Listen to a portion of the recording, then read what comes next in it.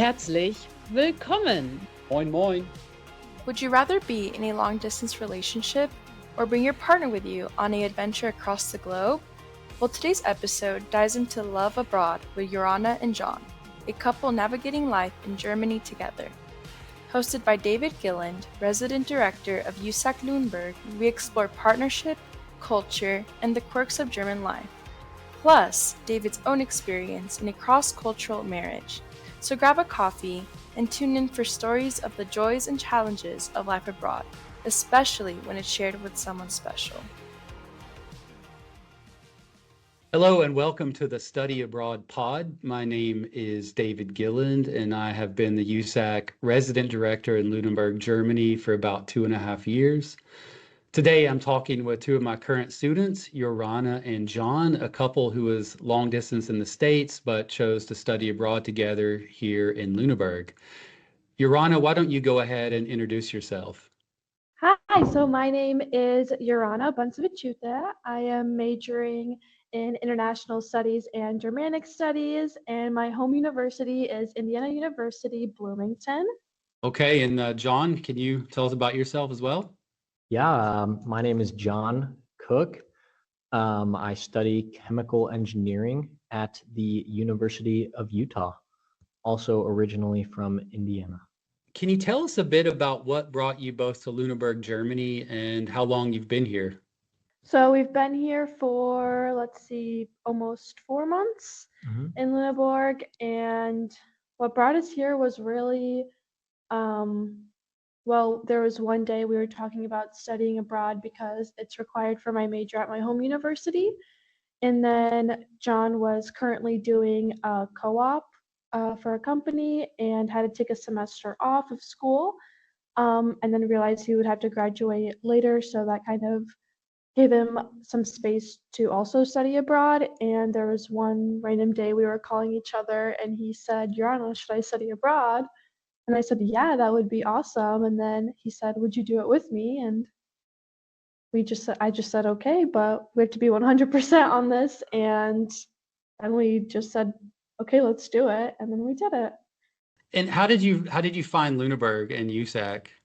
Well, I had a really good friend at the University of Utah that is also an engineer, and he had done a summer study abroad program in Prague with USAC, and he totally loved it. He tells so many stories about that time, and he was a major proponent of USAC. And so I had spoke with Jorana. We both have a common background in high school German, and Lüneburg, Germany. It looked really awesome, and I thought it would be absolutely great to just be able to spend that time together in Germany. That's a great story. And so what were your expectations about studying abroad before arriving, and how have they changed since you've been here? I knew a little bit of what to expect from my buddy that had studied in Prague, but I was really, really excited to get immersed in the culture, learn the language, and kind of study at a German university. I didn't really even know that we would be like headquartered at a university in another country. So I thought that was really cool, being able to be part of Leuphana. And I think it's really cool how integrated we actually have become with the German university. That's something I definitely didn't expect coming in, was having all the opportunities that we have to kind of mingle with the student body, talk to the international students. A lot of our shared USAC field trips have been including other international students, and as well as I've had the ability to join some fitness programs at the university, play some basketball with the German students. So it's been really cool just being able to really mingle with the other university students. So I think that was really cool. That was something I didn't expect as much, but is awesome. It's been really nice. I think some of my expectations were definitely just obviously being so much part of the German culture. I mean, for the last 5-6 years I've been doing German classes, and it's kind of like 1 hour, 2 hours in the classroom, and then you walk out and that's it. And then here it's just 24/7. I mean, you can walk anywhere, you're constantly speaking German, being around German people, and I definitely had expectations, really good expectations, because I was really excited to just be in the situation that I want to just talk as much German as I can. I want to be around these people. So yeah. That's great, because one of the things that you want to do as a resident director and study abroad is kind of foster these relationships with locals, but it's not something that is particularly easy to do. So I'm really glad to hear that you all have been able to find that. Just to ask a little bit more, and this is kind of also just for my own interest, but like in what situations during the normal day do you really come in contact with, say, German students the most? Well, definitely having a German roommate. So our first roommate, he was German, but he had graduated, so we switched off with another roommate. So that has definitely helped, like speaking German to them, encountering him and his friends. They're kind of inviting us, introducing us to kind of their social circles. So that's one of the biggest ways we've been able to meet German students. And also utilizing the fitness studio, because I've been participating in the Brazilian Jiu-Jitsu program at the Hochschule Sport, which is awesome, by the way. It's really cool that they have something like that here. And I've been doing that every Wednesday, and they've got international students there, German students. So they're speaking German to those guys there. So those are a lot of the big experience. And also just every day in the Trafos, where we have our classes, where we're studying, there's always German students sitting at the tables, studying in the room. So encountering them there's really, really often as well. So Yeah, and then there's the Mensa on campus, like the cafeteria, and all the Leuphana students go there. So sometimes if you're sitting close or you just want to talk to someone new, you always have the opportunity to make friends or just talk to anyone you would like. yeah, I really love talking to the ladies that work at the Mensa. I always ask them for extra Fleisch, which is extra meat. The translation whenever I order food, and they always sometimes they'll compliment my German, so that's always really nice. They always greet me with a smile, so I always appreciate that. And the Mensa, by the way, it is the translation is like the dining hall, like it's like the dining hall at Leuphana University. So the ladies that work there, hopefully, yeah, it's been cool. They've been giving me some props on my German skills. That was good to hear. So that's really fantastic, and that doesn't surprise me. I've been in Lüneburg for quite a long time, so on the other hand, I think that's to be expected here. People are pretty friendly. So, what has been the most surprising or unique aspect of living in Germany that you've encountered so far? I think personally for me, the most like surprising has just been really just like, especially because Leuphana is like very focused on environmental studies, so just like the level of sustainability and how much people's lives just are so much different than where I feel like where we're from. And also, so there's just so many aspects of that, just the things they eat, like everyone rides bikes here, you can take a bus, you don't have to drive, and just really incorporating that in your life. And even for example the Mensa, it's mostly like the dining hall, it's mostly vegetarian and vegan food with some meat, so just trying really great new foods, and like it was way more of these things than I thought there would be, and it was nice learning about it, especially through a class that was offered through USAC that I'm taking, and it's really interesting. Yeah. So, what elements of that focus on sustainability do you think you'll take back to the US with you? Yeah, I definitely think the biggest thing um, I'll take back is like, for example, just even trash separation here. Like, just there at the end of the day, there are ways to do that in the United States. They're just maybe more uncomfortable and out of the way, but it's something that I think after coming back to the United States, it's gonna feel like so wrong to just not do it. And so I think I'm gonna be taking that back. Definitely gonna be taking back, the biggest thing is just what I'm eating, and just seeing that there's meals can come from not primarily meat-based meals. We can try other things that are also probably better for you. So taking that back, more walking, more biking, because at the end of the day, it's so fun and it's so great and it's really helps your mental health. I could always tell I would have a hard day and then I would have to walk home because I missed the bus and I didn't want to wait. And I would come back home just from walking and I would already feel so much better. John, what about you? What's been the most surprising or unique aspect of life in Germany for you? I definitely think that one of the biggest things is definitely the transportation. A lot less students like have cars here. There's only maybe one or two cars that are in the parking lot at the apartments that we're living in. So it's really different. So many people ride bikes. Like it's incredible. It's so cool to see because I really like to like stay in good shape. That's something I really like to try to do. So I've got a bike and I've been biking back and forth and I've been really enjoying it. So I think that's one of the biggest changes is that everyone is commuting, walking, biking, and taking the public transportation. So I think that's a really big change from the US, but it's definitely been really nice being able to bike to class, stay in good shape, even when it gets a little cold. It's still good to get up in the morning and get active. It's a good way to start the day. I really think so. So. Yeah, I know. I was just pedaling over here and the wind, like blasting against my face. And I did think for a second, I kind of wish I was in my car, but I'm also really glad I'm on the bike. So yeah, that's life in Northern Germany. So have you guys encountered any cultural challenges and maybe how did you navigate those?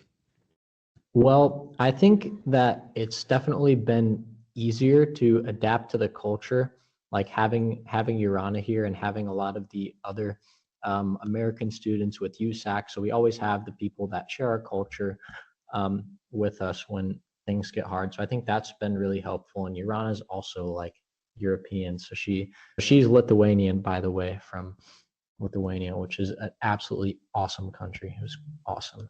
So she understands the culture and a lot of the things that they do here, I'm like, wow, like a lot of the things that Jorana does and her family are like stuff that they just are normal in Europe. And I never even realized. Now I'm here and it's really cool to see that perspective. One of the biggest things is I think just eating at restaurants and having meals is one of the biggest things that's different in Europe and America. Because in America, I feel like they're always trying to rush you out the door. But in Europe, I think having a nice family dinner, sitting around the table, spending really quality time talking to each other as opposed to just trying to get in there in the food, I think is one of the biggest things. And that's something that we always do with Jorana's family. Also little things like drinking tea, or like eating little biscuits and chocolates and stuff. And it's different. And I was like, wow, it's so cool that Jorana's family does all these things. And that's also what they do here, you know. We have a nightly tea time every night. We just sit down, not every night, but a lot of nights we'll sit down in the afternoons after a long day, drink some tea before bed, and that's always really nice to do. So I think I'm totally converted. Prior to being in Germany, like I was a coffee guy all the way. Like coffee's good. I still love a cup of black coffee in the morning. Like I will stand by that. Black coffee in the morning is absolutely fantastic. But a nice hot cup of tea before bed, especially when it's cold, is really nice. I was not a big tea guy before I got here, but I think that's something that I will definitely bring back from the trip. So Very good. Since we're talking about you two as a couple, have you developed any new traditions or habits to support each other while living in a foreign country? well, it's definitely been a big change. Just first of all, just being able to live together in the first place, you know, because we've been a long distance couple for the past 3 years. For most of the year, I've been at school in Utah and Jorana's been in Indiana. So that's been a really big challenge to navigate. And this is really like the first time we're actually able to be in the same place and stuff like that. And we do love like cooking together for dinners, and that's something that we really enjoy sometimes. Jorana's a lot better of a cook than I am, but we do enjoy cooking dinners together. But we also still have our own hobbies and still have our own things that we do. We're able to, Jorana's got all of her classes. She's so busy all the time, and she's got her own stuff that she's out doing, and I'm out doing other stuff on my own as well. So we're just balancing like our own hobbies and our own lives, and also doing things together like cooking, going out, going on excursions, seeing new cities. And so it's been really nice. So Yeah, and I think also some of the things we love to do together, like you said, cooking, but also we love just on the weekends, if we're in Lüneburg staying here, we love going on walks, and like instead of taking the buses, we'll just walk everywhere. So we have more time together, and also we really both like exercising and just doing anything to move our bodies a little bit more. So we go to the gym, like John was talking about, on campus together. If we kind of find a gap in our schedules, and then if not, then we'll go on walks on the weekends. And yeah, and also John will do anything with me, so he's always on board to do anything, like any hobbies that I want to do, and also if any hobbies that he wants to do. And one of our favorite things, whenever we're really bored on a Sunday, whenever we just don't have a lot going on, we'll always go in town to the Junge Bäckerei, which is a bakery in Germany. By the way, the German bakeries are absolutely awesome. Like, people, like, for the Americans, like, it's just so much different. It's just so much better. Like, this bread is literally cooked fresh every single day. They've got bread, they've got pastries, they've got pretzels, like everything. Like, it's literally so good. And they've got fresh stuff all across. It's like they've got this stuff called Mettbrötchens. They've got, which is like a meat sandwich with raw meat on it. It sounds really interesting, but it's really good. They've got like egg sandwiches. They've got like pastrami sandwiches. They've got everything at these bakeries. It's really like one of my favorite places to go. That's one of the things I'm absolutely going to miss the most about Germany, is just the bakeries. Like, I just love doing that. It's so nice going there on Sundays, getting a nice breakfast and sitting there for an hour or two and drink some coffee and talk. So yeah, that's one of my favorite that's things. a very German tradition. So you guys are really, working your way into the culture there. And you mentioned Bäckerei There you Junge, go. that is a really one of the best bakeries in Lüneburg. So yeah, I can see that that makes a lot of sense to me. So what strategies have you used to stay in touch with family and friends back home? I definitely think for me, it was just at first communicating with my family and friends, kind of our schedules, figuring them out. So we always kind of have set times. I always know like what during in my time zone, exactly when like my mom would has work off, or my dad has a break during his job, and we always call each other really quick. It's very good because even sometimes when we get super busy with our lives here in Lüneburg, if we're going to classes, we're kind of really in the academic sense, but also if we're traveling and seeing new things, we can get really caught up in our lives. And it's hard to, it's really impressive to keep those relationships like while you're studying abroad, because it's a lot of work. It's something extra, but it's also something that's really important. So yeah. It's definitely different navigating the time zone difference with our family. That's one of the biggest challenges. But I think a lot of the skills that we've learned through our long distance relationship has really helped us like stay in touch with our families through that way. And then, yeah, so me and John also live in a student housing. Uh, it's called Bivabo William Wattstrasse. So Mhm. it's student housing where there's a bunch of German people that live there, but also a ton of international students, which is so cool because I think I've talked to so many people from Korea, from Japan, from Germany, from Poland, from Egypt, from Pakistan. So it's really great. There's so many people there, and we live together in our apartment with two Two other roommates Leuphana that are students. Polish. One is Polish and one is German. Mhm. And then we ended up living together because USAC gave us the option to like submit a roommate request. So if you knew a participant and you wanted to room with them, you had to like submit a housing application, and it kind of it asks questions about you, how you would like to live, and also if you wanted to live with a specific person, just put down their names, and then we will try our best to put you guys together. How has class influenced your travel plans? And I mean, how are you balancing your academic life with your travel life as a student? Yeah, so definitely just making sure that I'm on top of everything. It's super important. Obviously, John and I both are very strong on our academics, so making sure we're doing everything before we travel. And also, you feel a lot better when you're traveling without thinking about the 5 assignments that you have to do the next day. So that's obviously really great. And also, it kind of made us, like from my class, the global sustainability class, it really made me think about how I'm traveling. Um, and because obviously travel is just so big. I mean, we we've already have increased our carbon footprint just from coming to Germany because of our very long flight from the United States. So kind of seeing what we can do to minimize that while we're here. And so obviously me and John take as many trains as we can, and we don't try to take as many flights as we would like to. And also just because, yes, flights can be sometimes cheaper than trains, but if you book way in advance, that is really great. It's way cheaper, and it's really good because David and the program, they put out all of our long weekends and all of our exams on Fridays out before. So we know exactly when we're going to be traveling, or most likely going to be traveling, so we can really plan on getting those train tickets.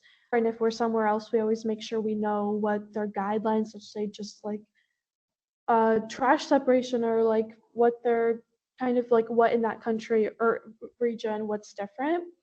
I also just learned so much from my class, and we talked a lot about it and how everyone's different and how more we can talk about it uh, in the program, like how we can talk about what's sustainable travel. And because we already have a carbon footprint coming into the program, how we can minimize that or just decrease while we're still here. We did a carbon footprint like project, like a USAC sustainability project. So we put out a survey for all the USAC students in our program, and everyone filled out all the questions we had. It was basically to how much money do they spend on like certain things like food, how much they traveled, flights, trains, just any type of transportation, and we calculated it kind of to just show people that what impact we do have on the environment. But also we took another approach too and showed how we can minimize that, like what can we do to really change what we're doing now. And yeah, so it was really cool to calculate that and compare it to what our lives in the United States, and also take that and incorporate it when we're back in the United States. So if you could distill what you learned in the carbon footprint project down into one or two statements about sustainable travel that you would want to communicate to, say, future USAC students, what could you, I know this is a big question just on the spur, but how could you, what do you think you would say? I would say travel 100%.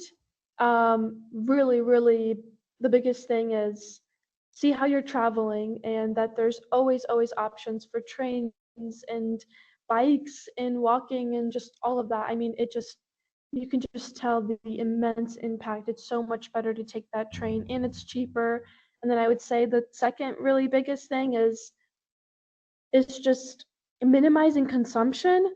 I mean, I think we've already coming into Germany we're already kind of doing that because we got to pack everything in a suitcase. So we're already minimizing, and we already know that we have to minimize, but minimizing while you're here. And especially in our project, we talked about like buying what you need. Like, we have that like assumption in the United States that you have to go to the store because you're far away, so you have to buy in bulk of everything. And here we have class, and there's a grocery store right next to us, so we can just buy dinner, fresh ingredients right after class, go home and cook it, and have no food waste, for example. So yeah.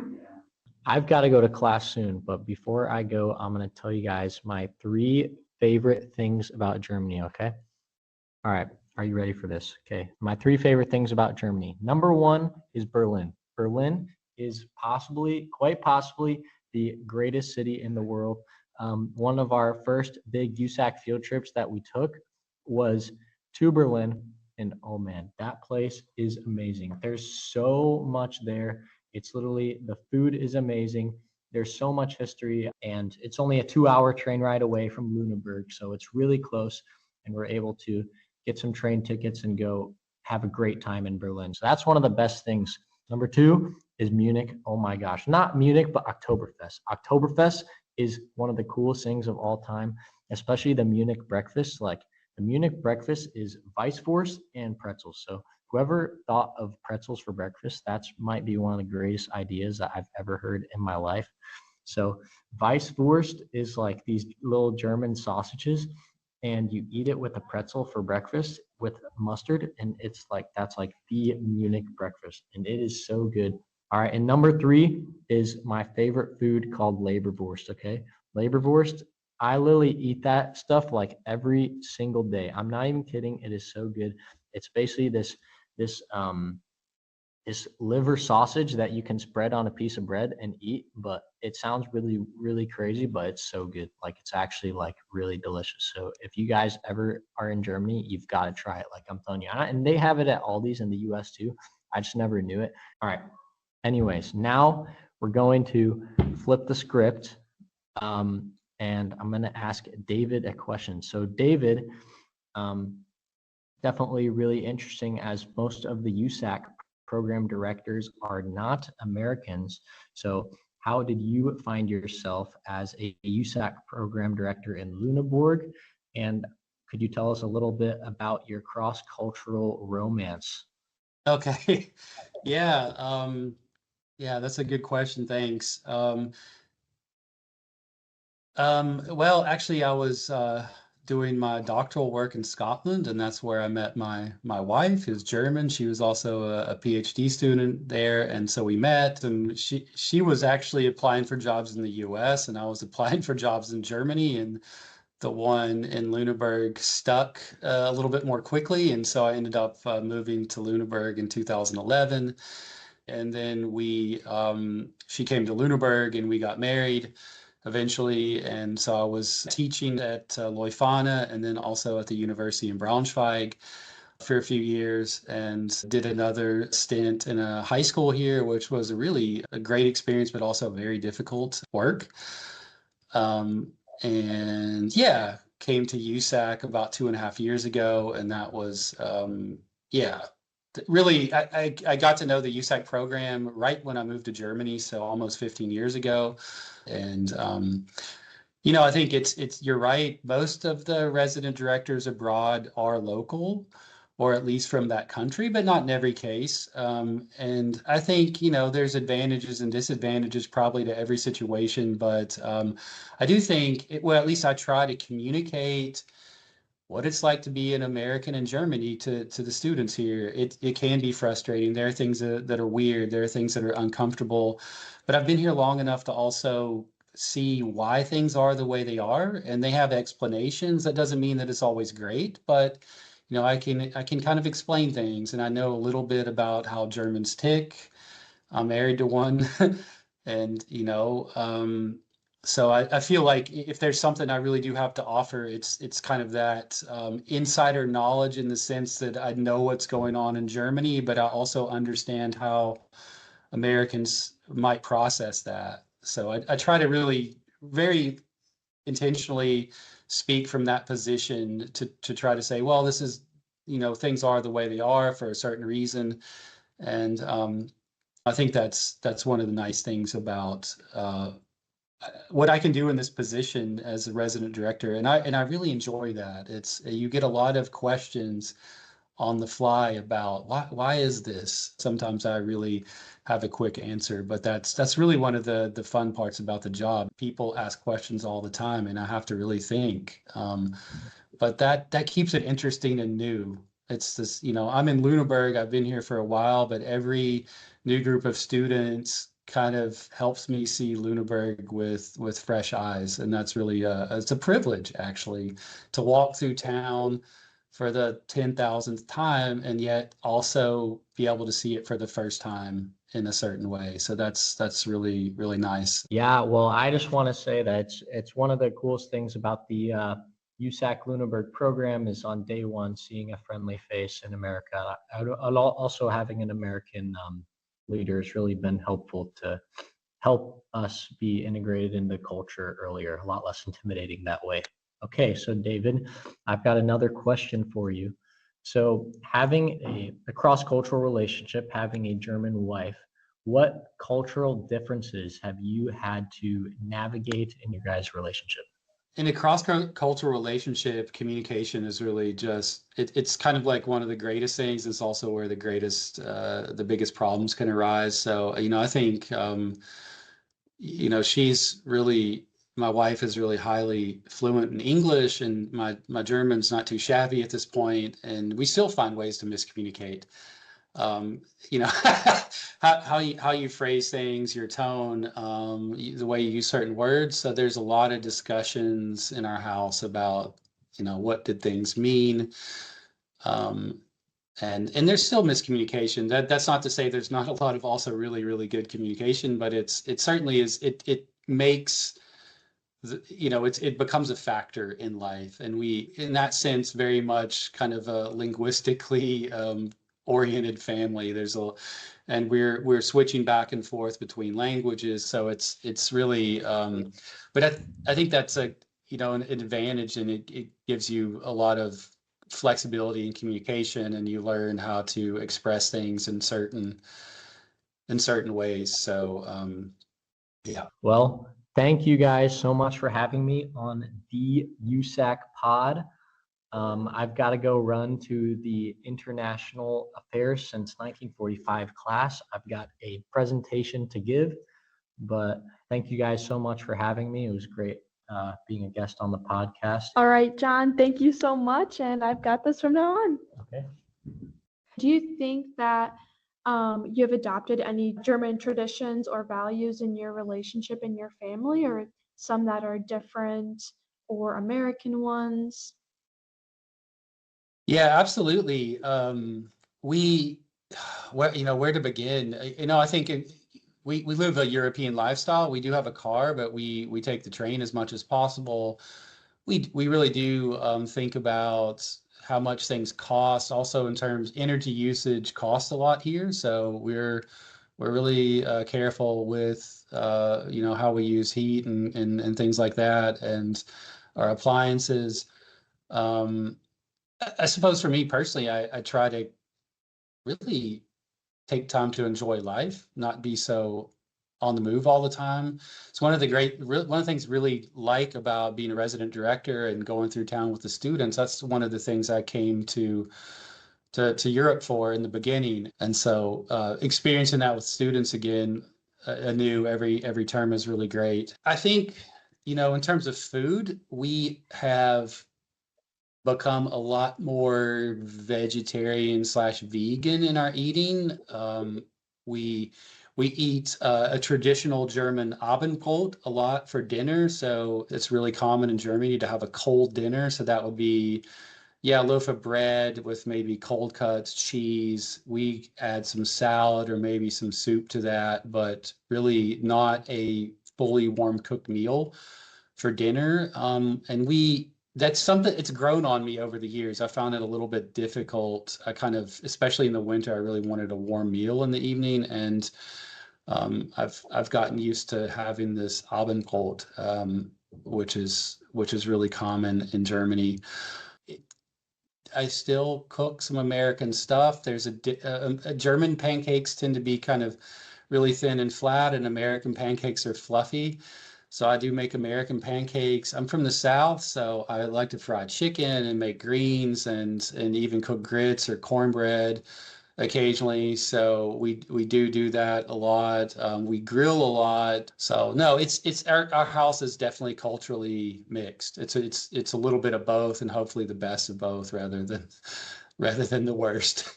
Yeah, and then also, is there any American foods that your wife doesn't like or that she does like, maybe when you guys visit the US or when you make those dishes here in Germany? She's really suspicious of cornbread, although she likes it when she has it, kind of, but it's not. But when I say, I think I'm going to make some cornbread, she doesn't jump for joy, but she does kind of like it when I make it. I do. Yeah, every now and then I like to fry fish in kind of the traditional kind of southern way. So and that's pretty popular at home for the most part. But yeah, I have to, kind of let people know in advance what I'm going to try out and make sure that they're into it. Otherwise, I'll be eating alone. Yeah. And then is there anything that she makes that you don't like or that you do like? Well, generally no. I've been here for a while. I like most of the German food, and especially the vegan and vegetarian stuff, which has really gotten a lot better, as I said. But my wife will eat boiled potatoes with quark is kind of like it's like a heavy. It's like sour cream, except quite a bit heavier. And you maybe put chives in it, and so it's in a sense it's similar to baked potato, but they also add linseed oil to it. And it's a bit. It's not that it tastes bad, but it's just kind of heavy in a certain way that is a bit strange to me. So I do eat it, but it's not my favorite dish. But it's okay in the winter because it's warm and it's filling. But it's always one of those things that's where I'm not quite there yet.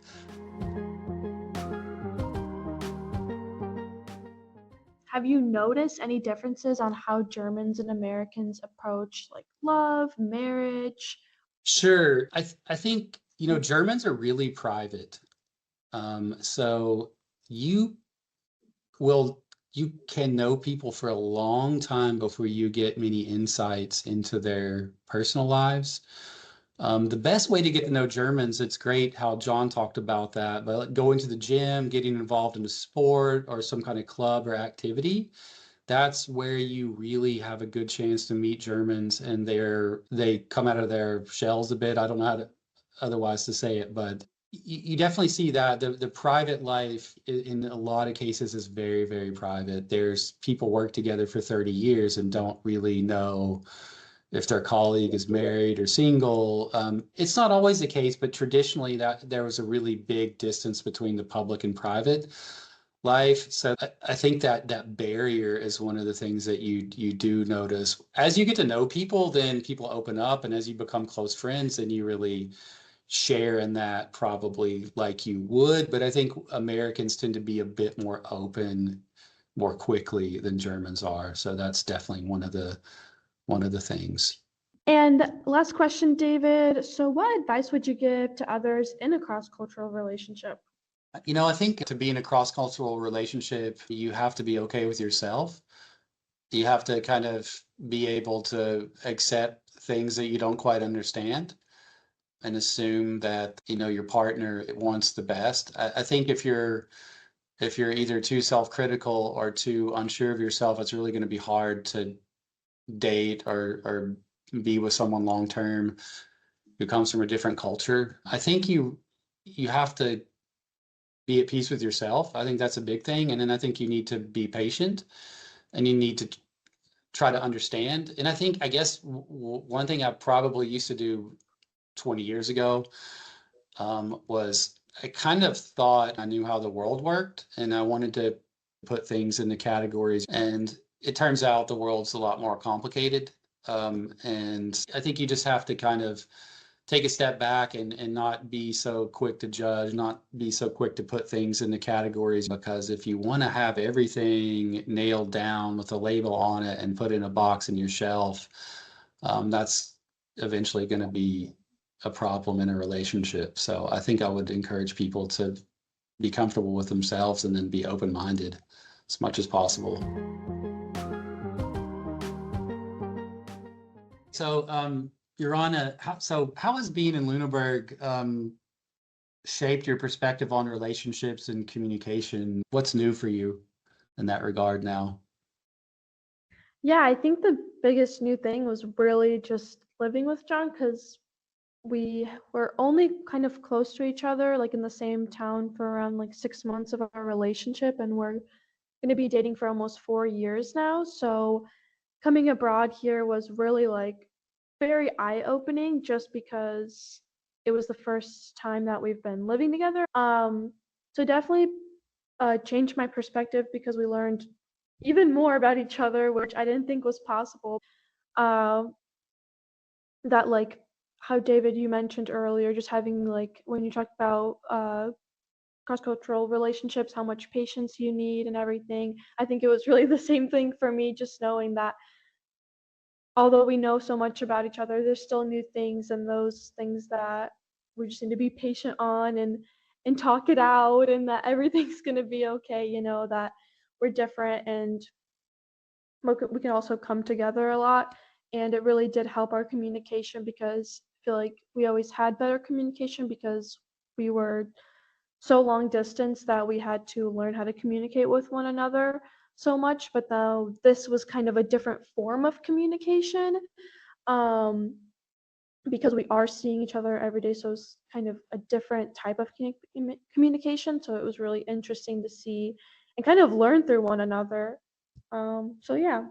And so, have you picked up on any lessons about love, connection, or resilience that you're going to take away from this experience? I think the biggest lesson that I've learned about like love, connection, and resilience is definitely just being like in touch and learning all through those things about not just John, but also about family, about you see how important it is, all those three things when you do go study abroad and you are 1,000 miles away from everyone, like your family and friends. So it really teaches you how much you should be connected and how you should reach out, and that even when I come home, I feel like I've learned a lot of staying in touch with people, and you kind of realize how much love you have for other people when they're not with you all the time. You can't see them all the time. So I think that's just a really big lesson. Just I learned to not take things for granted as much as I did before, just so when I come home, I feel like I'll be even more connected with the people around me, even though I've been away from them for 4 months. And if you could give advice to another couple that was thinking about studying abroad together in Lüneburg or somewhere else, what would it be? I would say my biggest piece of advice would be definitely to have patience, because I mean, maybe there would be couples that were coming from being together close to each other, not like John and I having a long distance relationship, or maybe there's couples coming from a long distance relationship and then being together all the time. But I think both situations would just require a lot of patience because it really teaches you so much about one another and how different you are, but also how similar you are in ways that you didn't even know. And then definitely just to take every opportunity that you can with one another, because having someone right next to you is just so great. I mean, it's just amazing just to always have someone with you all the time, no matter if you're sad or you're happy, and also the security of it. So just when I was traveling, I always had John, and always had someone that I'm like, hey, let's go do this, and it's 100% on board, and just always feeling safe no matter where we are. So just taking that and really using it, because it's super great when you're so far away from home and your family and your friends, and also just yeah, just all of those things. Thank you. I certainly appreciate being able to be a part of your story, and it's been great to have both of you here. We've had couples form on the program, but not too many couples come on the program together. So it's really been, I think it's been a really just such a great thing for everyone, all the students and all of us, the faculty and staff. We've really enjoyed having you guys, and we're just wishing you all the very best for the future.